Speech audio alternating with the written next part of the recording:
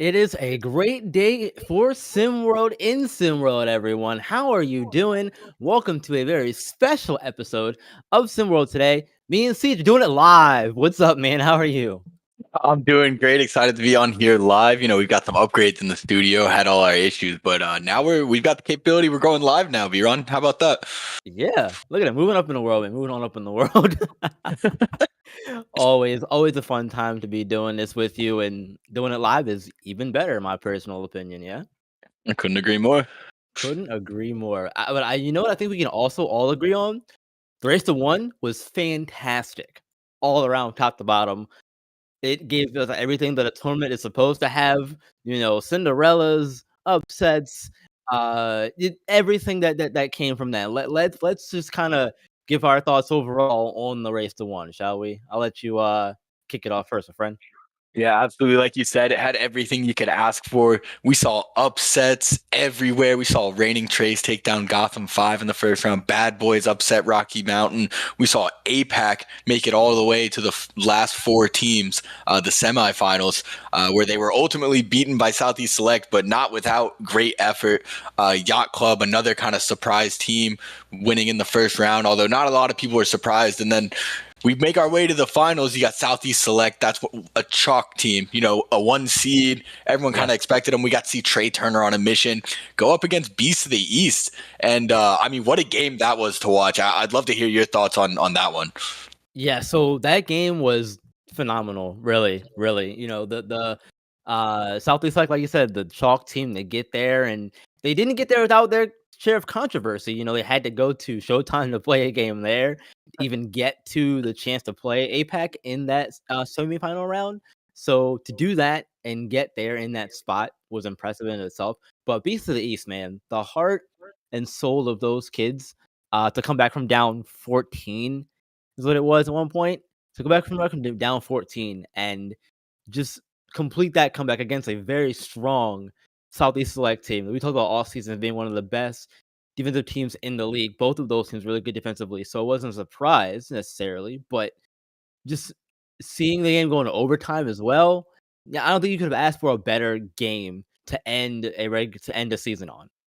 Absolutely. And like you said, it was a battle back and forth, down 14 at one point. Southeast Select kind of looked like they had it in the bag. They But did, Beast of the East, absolutely. like you said, props to those kids for that drive, that mentality, that never give up. That's kind of what we've seen from them all season.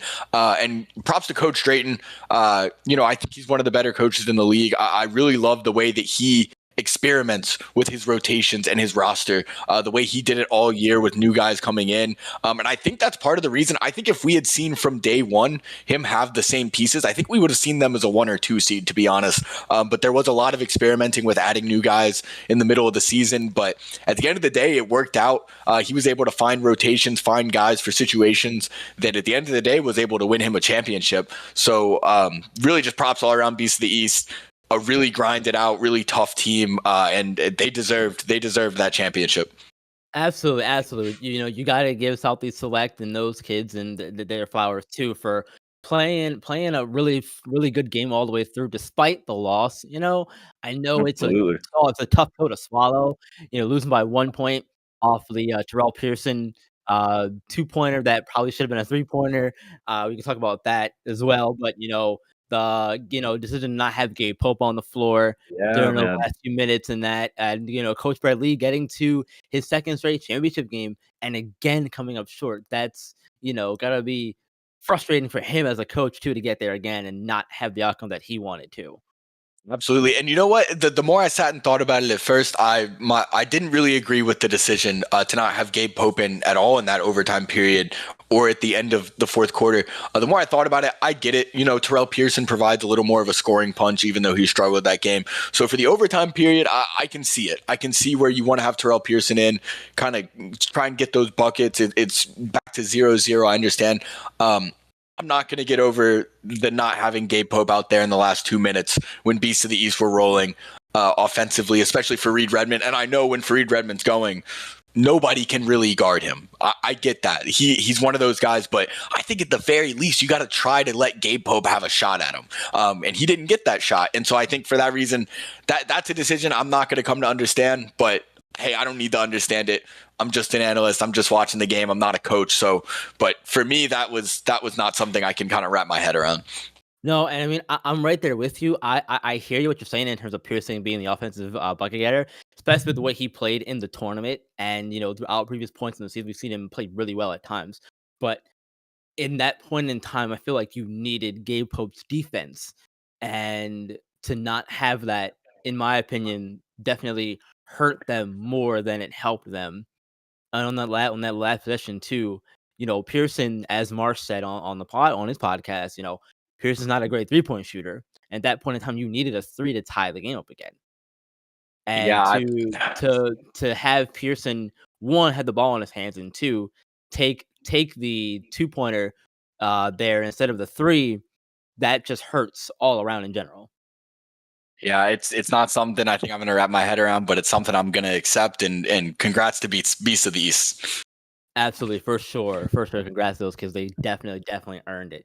But as we know here, the grind does not stop, and very quickly afterwards, we saw the carousel of the offseason begin with coaches moving teams, players, announcing they're not coming back to their team, that kind of thing. What's been your thoughts on all of that so far? We're only a couple of days into the I won't even say it's the off-season period because we still have one more thing left. But, what are your thoughts on all that so far that we've seen so far?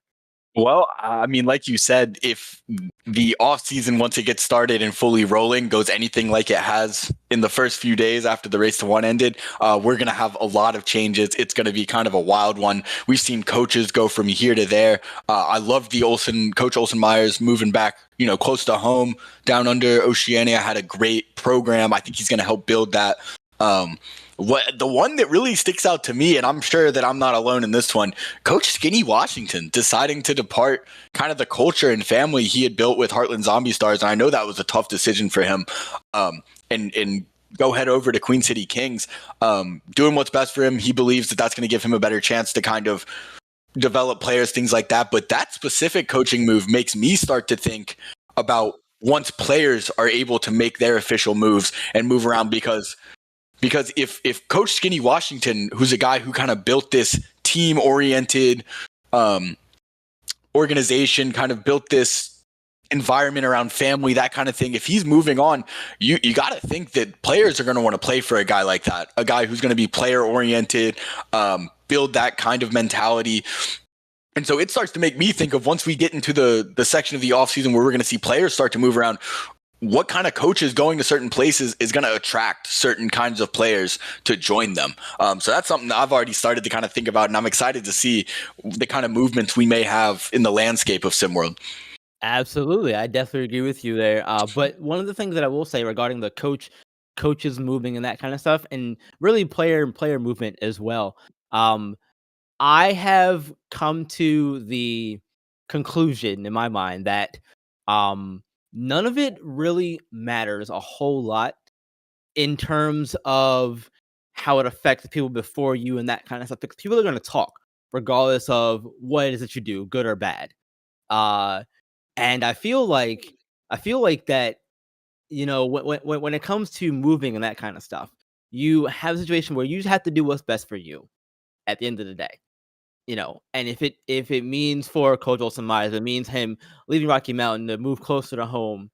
If it means for Coach Skinny to go to a better situation, perhaps in Queen City, or even try to turn it around in some cases, because I think Queen City underperformed this season, in my opinion too. You have to take that in consideration too, and also look at it from the point of view of everyone at this level is trying to get to that next level. So everyone is going to do what's in their best interest. If it means staying in one place for a season and going somewhere else the next, you have to do what's best for you, and that's how I feel about it. Absolutely, I couldn't agree more. And we'll just have to see what's best for everyone this offseason, who's going to make those moves. Most definitely. Player of the year talks. I know we're ways out from the next season. Next season starts till November 7th, but never too early, I guess, to talk about the player of the year for next season. We had some good candidates this season. Bronny Jean ended up winning it this season. But who who are your let's say top three? Or if you want to do top five, you do top five, doesn't matter. But give me All top three, right. top five player of the year candidates for you. So yeah, I'll give you a top five in no particular order. Guys that I'm looking out for to be in that conversation. For me, it starts with Trey Hyman.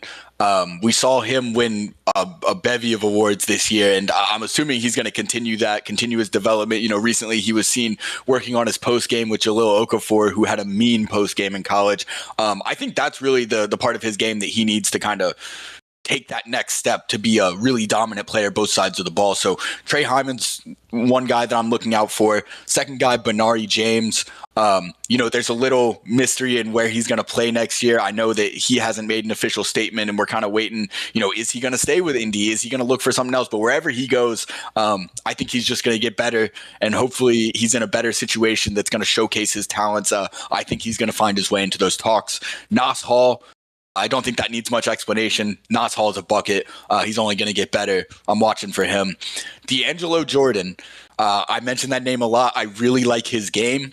I think next year he's going to have it together a little bit more. I think he's going to be a superstar. Not only, I won't put this in order, but he is, if I had to choose a favorite for next year, he's my dark horse favorite for player of the year. And then my last one might be surprising, but I'm pretty I believe pretty heavy on it. Renzo Bryant. I think Renzo Bryant's going to take a leap next year. I think we're going to see him. We already know he's a really, really good perimeter defender. I think he's going to take a leap in his offensive game. And I'm not going to be surprised if we see Renzo Bryant in the race for player of the year, if we see him in the race for defensive player of the year, and if we see him on some all SimWorld teams. I think he's going to take that step into stardom next year. Okay. I like it. I like that list. I'm going to give you Jafet Towns. I think that he's going to, if Kevon Jackson decides to depart from the rating trades and goes elsewhere, he's going to become the de facto, in my opinion, number one option there. And I feel like he could really shine in that role, and he would definitely have a spot in that player of the year talk. I'm also going to go with Corey Yams. If he decides to stay with Showtime, or if he decides to go elsewhere, maybe returning to Texas to play for either H-Town or Lone Star. Either one of those three spots, I feel like would be a good spot for him. And if he can shine in there, and if he can combine the offensive prowess we saw him display at one point with his defensive presence already, he's gonna be a problem, I think, for next season. And then for a third player, I want to go with obvious choice like Nas Hall, or someone like that, because I feel like that would be one of the better options. And I feel like I'm gonna do it. I'm putting Nas Hall in there as well for that third option there as well for me. I feel like he's going to just continue to shine and get better in that Philadelphia elite offense for the second year under Coach Drees over there. All those kids really over there for Philadelphia could be good, but Nas Hall, I think, is just going to take that next step into that next level for sure for me. As far as that goes, we have a who's who siege NBA edition here. Yes. So I had this for you. Another one of these little surprise. Got some surprise questions for you. Basically, what we're gonna do is I'm gonna give you an NBA player, and we're both gonna give our take on. And this is this past season, not this upcoming season. Who is that NBA player of our league? Whether that be play style, whether that be personality, identity, however you want to identify each one specifically, that's what we're gonna do. So we're gonna start off with Luka Doncic. Who is the Luka Doncic of SimWorld Hoops? That's a good one to start with. I feel like I'm gonna have to go with Jafet Towns, just because I like his shooting ability, and yeah, I think that would be a good comparison for me anyway. What about you? I do like that. It was between Jafet Towns and the guy that I picked for me, Lace Darius Outlaw. Jafet Towns, his play style and kind of the speed he plays the game at, and the way he can kind of be so smooth without looking super quick and explosive. that's what made me want to pick Jafet. I went with LDO though.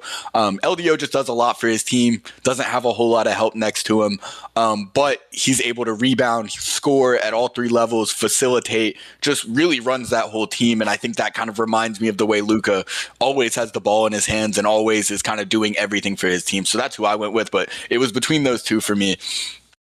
Second one I've got for you, big one, LeBron James. Who's the LeBron James of our league? If there has to be one, if you got to pick one.